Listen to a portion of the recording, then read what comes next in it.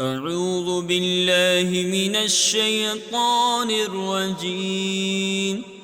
بسم الله الرحمن الرحيم. يسبح لله ما في السماوات وما في الأرض الملك القدوس العزيز الحكيم.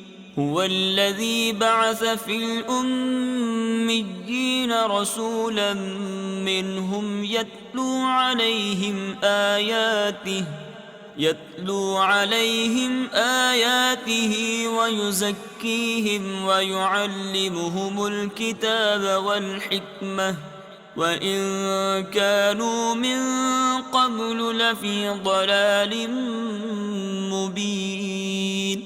وآخرين منهم لما يلحقوا بهم وهو العزيز الحكيم.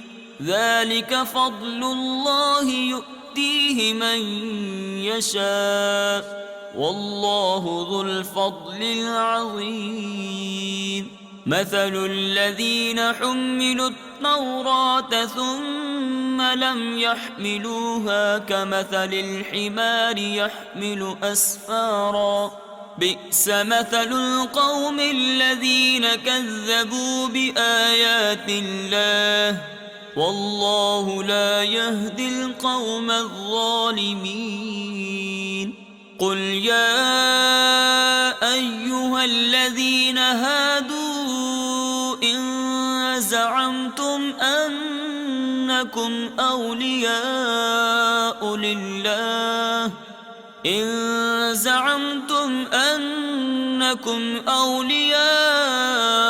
لله من دون الناس فتمنوا الموت إن كنتم صادقين ولا يتمنونه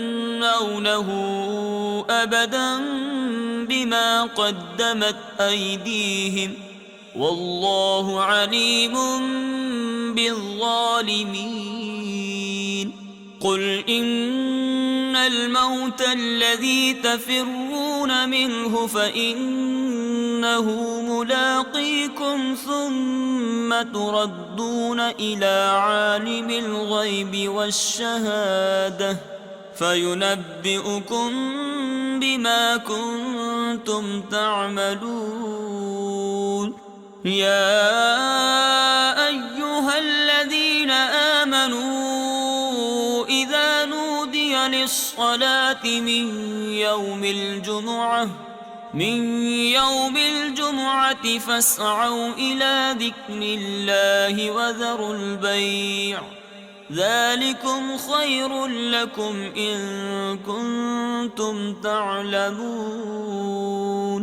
فإذا قضيت الصلاة فانتشروا في الأرض وابتغوا من فضل الله واذكروا الله كثيرا لعلكم تفلحون. وإذا رأوا تجارة أو لهوا انفضوا إليها وتركوك قائما قل ما عند الله خير من اللهو ومن التجارة والله خير الرازقين. صدق الله العظيم.